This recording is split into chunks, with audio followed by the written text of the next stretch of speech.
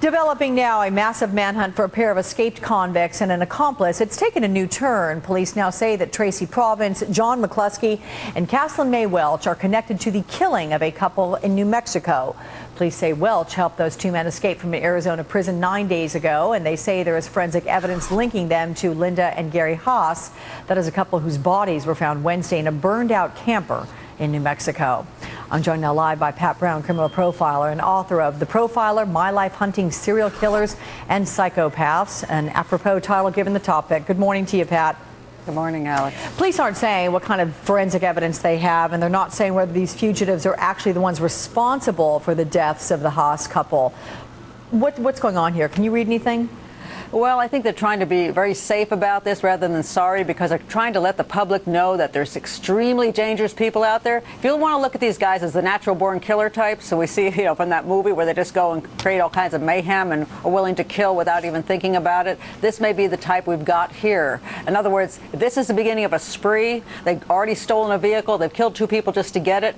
Spree killers are extremely dangerous because, they know they're in trouble. They know they're on the run. And every time they need somebody, well, why not kill one more person? Because we've already killed two. Well, police and marshals are following that up. I mean, they're saying that the fugitives are armed, dangerous. So is there any indication the starting place, where the Haas couple was found, where they may be headed? I mean, do you think the ultimate goal is to get out of the country?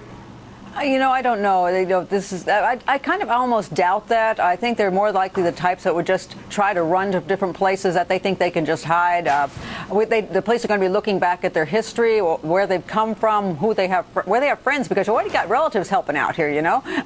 We got mom of one of them, right, who's involved, and we got a woman who's helping them escape from prison. So obviously they've got connections, and they're going to probably be looking for that. I think they're going to find a hard time for those guys to go down to Mexico, and that's not going to work for them, I don't think. So I think they're really just going to be hiding out whomever they can hide out with, or they're just going to keep running and hurting people and hiding in their houses and stealing their stuff and keeping it on the roads. So that's why they're so terribly dangerous. You talk about family. This one apparently is both the cousin and fiance of one of those suspected Great killers. Family, huh? Interesting, yeah. Let's get to the criticism here surrounding the prison, though, because investigators say this was not a high-tech prison. In fact, someone tossed the fugitives a pair of wire cutters. That's how they got out, just cutting their way through a fence. I mean, what does that tell you?